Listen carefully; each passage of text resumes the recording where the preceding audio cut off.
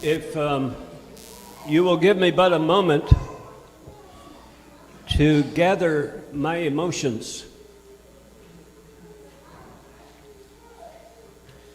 If you haven't figured out from my name, I'm pure-blooded German, and the reputation of Germans is that they have no emotion. But this is just too good. To hear a poem by an artist like Simonet, and Ulysses, you're good, but the lady with you made you even better. Mr. Victor already knows how I feel about him.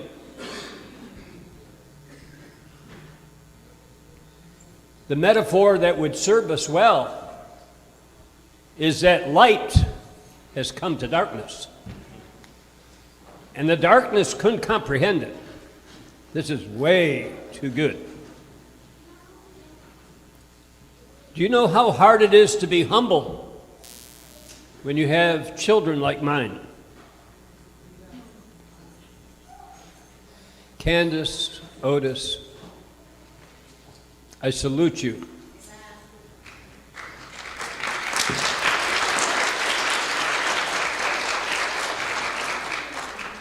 Now I'll be as brief as I possibly can. However, when I was a pastor on kind of full-time, the congregation always held their breath after I'd been gone for a week or two on vacation because they knew I had bottled up some stuff and it would take a little bit longer to get it out. It's been about 3 months since I preached last, so it's going to take quite a while to get it out tonight. We began one of the first readings tonight. Pastor Pendleton, thank you for letting me sit with you tonight. One of the first readings tonight came from Isiah chapter 9.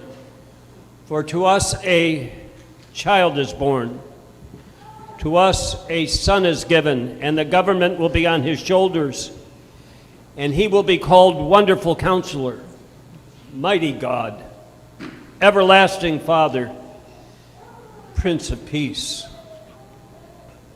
It's Christmas, and mankind has had a long-standing tradition of announcing ceasefires marking the birth of Jesus. Soldiers will lay down their guns, no mortars or rockets will be detonated. Better than average meals will be served to the troops. During World War II, the Allied troops, the U.S., Canada, Great Britain, and others, were across the field from the Nazis and their allies. And on Christmas Eve, they laid down their arms, joined in the neutral zone, and sang Christmas carols and hymns. And then on December 26th, they went back to killing each other. Peace is fragile. War and conflict is stubborn. And it lasts and lasts and lasts. We've been experiencing since, September or October, depending on what store you shop in, a kind of hand-in-hand combat between the merchants and ministers. You see, the merchants know that between October and December, over half of their income is going to be there. The ministers are trying to hold the people's attention about the Savior. Everyone agrees, everyone wants peace on earth. It's noble. It ought to be. But products and services earn dollars and pay bills, so the merchant usually wins. We shop preparing to celebrate peace on earth, but give very little time to meeting with the Prince of Peace. Economies, of course, need to be fueled. We have little time to quit the fighting. If only it would stay in the Ukraine or in Gaza or between the Hutus and the Tutsis, tribesmen in Rwanda. Alas, the conflicts come real close to home, don't they? You see, the soil of the world's conscience is bloodied everywhere. Lives are lost because of anger and jealousy and envy everywhere. Everywhere people eat and sleep. Everywhere people rush and relax. Everywhere people worship and wish. Destructive, self-dividing cells of disagreement mutate and multiply over some of the most petty disputes. God-designed relationships are smashed. Life, as it ought to be, has been made painful, twisted, ugly. Memories are gnarled into knotty senselessness. Sleepless nights, dangling lifeless limbs, paralysis, death. Peace is fragile. Conflict is stubborn. But God designed and desired a beautiful landscape. A landscape that ought to feature monuments to harmony and comfort, assurance, yes, peace. Relaxing places where we can rest and remember and rejoice. Peace on earth. But instead of scenic parks and restful places, we're more familiar with the scars of battlefields, with foxholes and craters made by explosives, because of silly, senseless anger, violent vengeance, unsatisfied jealousy, envy, strife, a spirit that says, I'm entitled, me first, out of self, out of the depths of our own soul, our destructive choices, actions, ruining the very thing that God desired for us. It's everywhere, but especially inside of us. Peace on earth. Everybody wants it, but it's turned into pain everywhere. Into that world, a world filled with armies, fueled by greed and lust for power, Jesus came, and his title is Prince of Peace. We make great efforts to mask the blemishes, to cover over the holes that bombs have created. We use bright paper wrapping and pretend that everything is all right, but pretending doesn't get it done. Because deep down inside, there's something wrong. Legends of a mythical saint, St. Nicholas, if you please, and his staff of elves. We sing about him, but the tunes are tinny, empty, while war is real. Wrappings and lights cannot lift the weight of sorrow and guilt and conflict. We fill our windows and door frames and living rooms with lights in an effort to ease the reality of the dark side. Because tomorrow, or maybe tonight yet, families will gather around tables and a chair will be empty because a bullet ended someone's life. A disease attacked lungs or kidneys. Someone will have to be helped to the table because a crazy person driving too fast under the influence of something that they shouldn't have taken cut off legs. There's a war. And it starts in each of us. It's not Mr. Putin over on another continent. It's not an Idi Amin down in Africa. It's in us. That's where the war is. It's a conflict between what God wants and what we want. It started in Eden with Eve listening to Satan, who said, "If you'll eat, you'll know." And Eve said, "I'd rather know than obey." And so she sinned.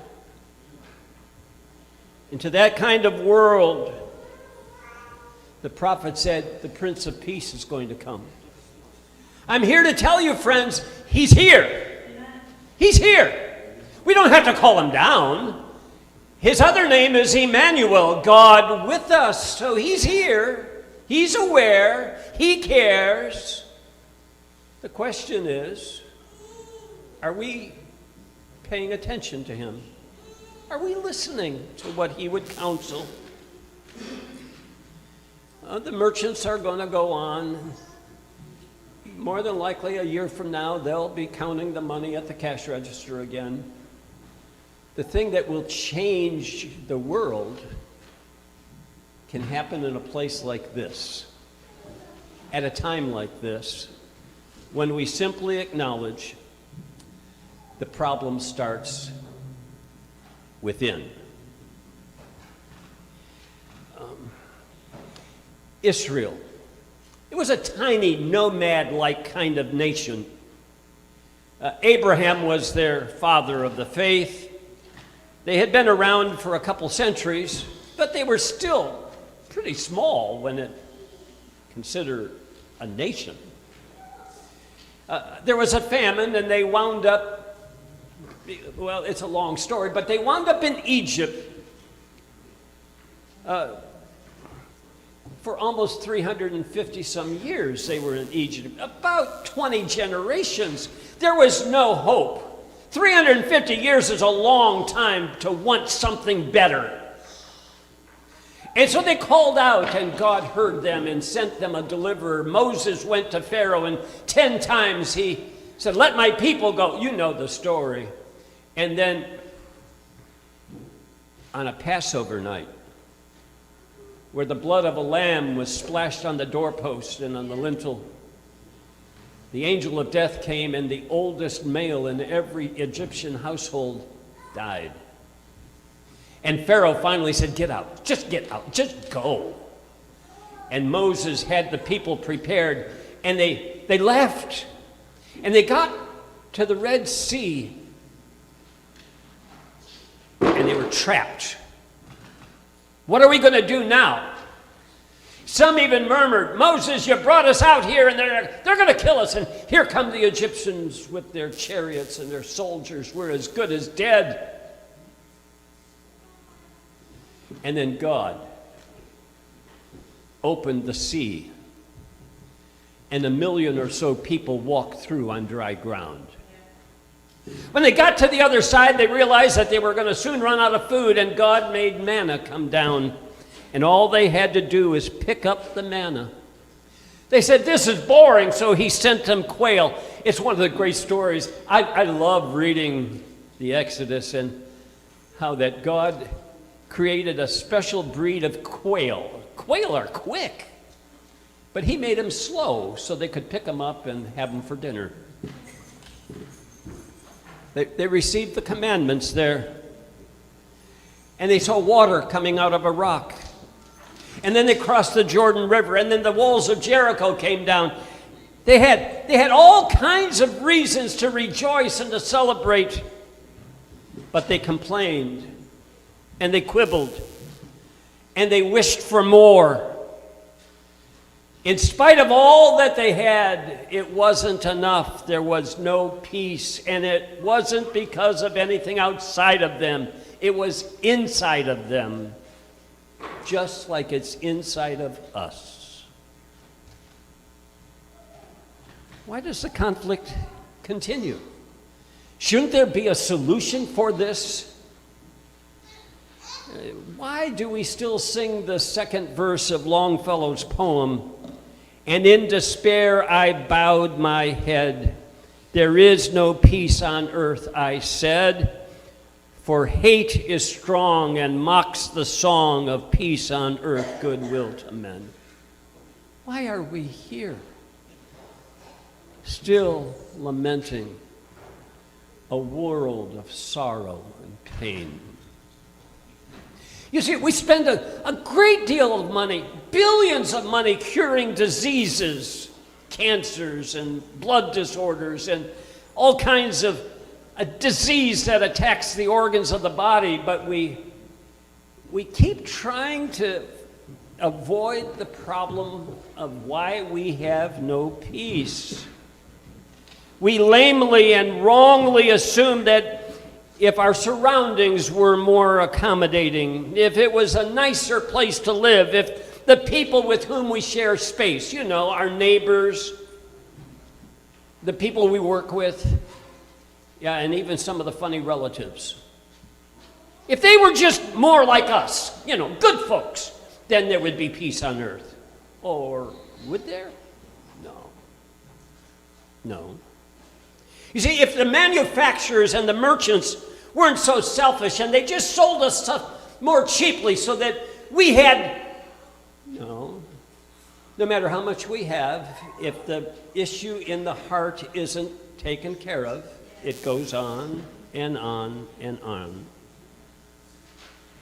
As long as our self is in charge, there's no peace. The problem is with myself. It's the way the brain thinks between my ears and the decisions I make between my elbows. That's where the conflict is. Because God said, I made you this way to enjoy this world my way.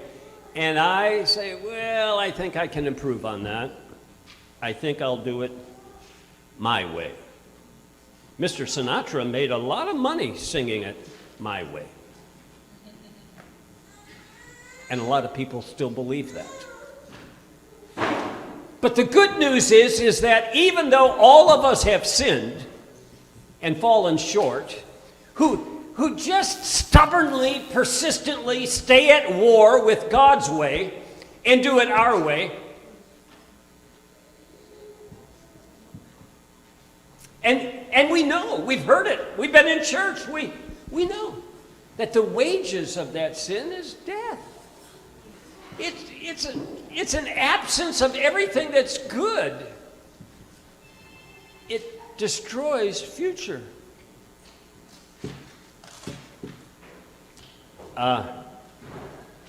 Jesus taught a different way. He came and he said, the first words that the ordinary man heard, blessed are the pure in heart, for they shall see God. It's there, in the heart.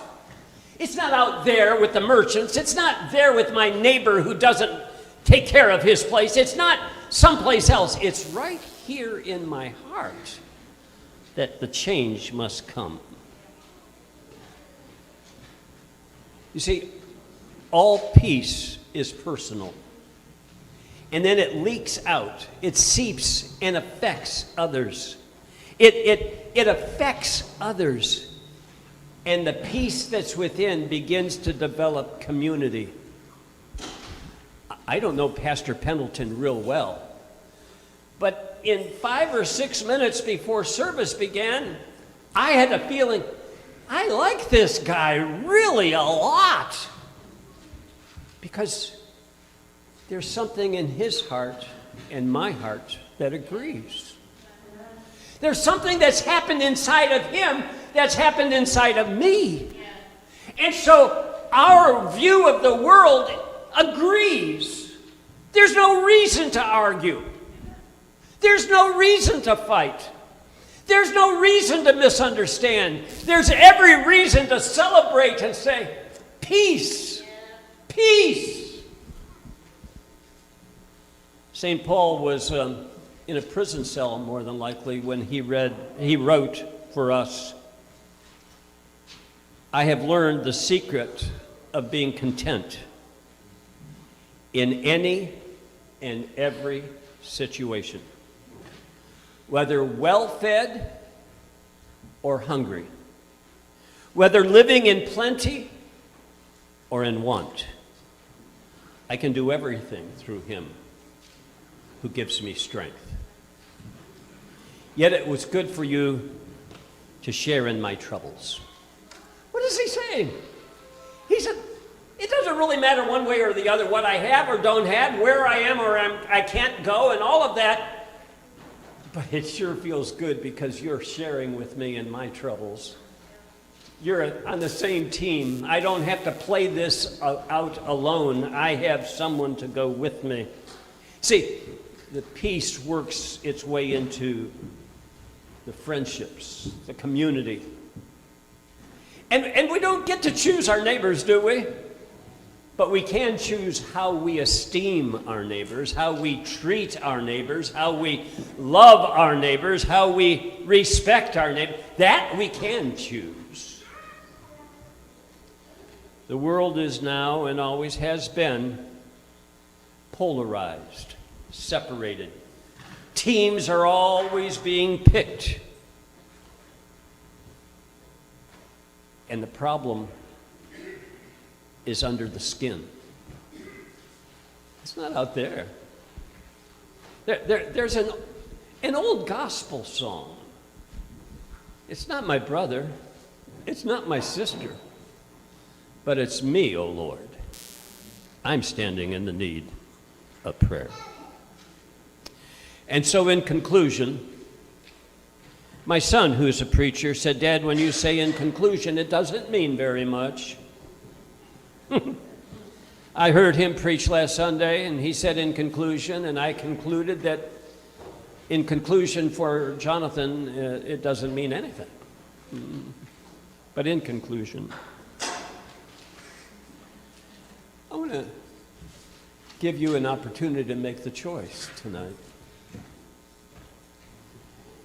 If you think that, well, if I just could get another promotion and then it would be, or the person that betrayed me, if they would just, or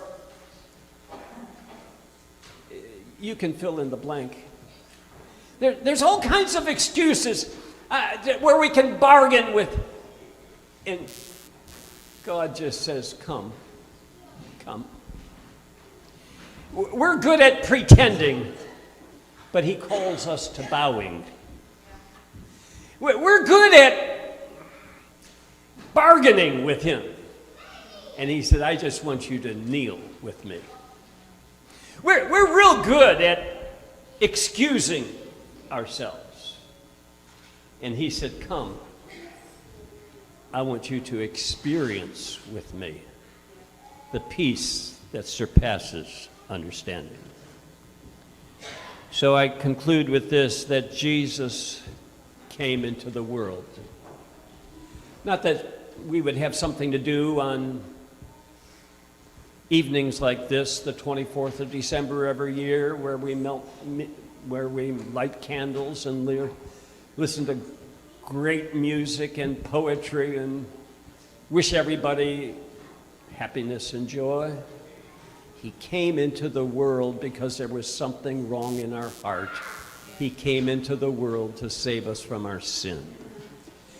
And the thing that we need is not to just stare down and say, I'll be a better person, but rather, oh God, I'm helpless. I've sinned. I've violated your design for my life. Forgive me. I know you came into this world to save me. Oh God, save me. Save me. If you'll call on him, he'll answer you. And we'll sing, peace, peace, wonderful peace, coming down from the Father above. Sweep over my spirit forever, I pray, in fathomless billows of love.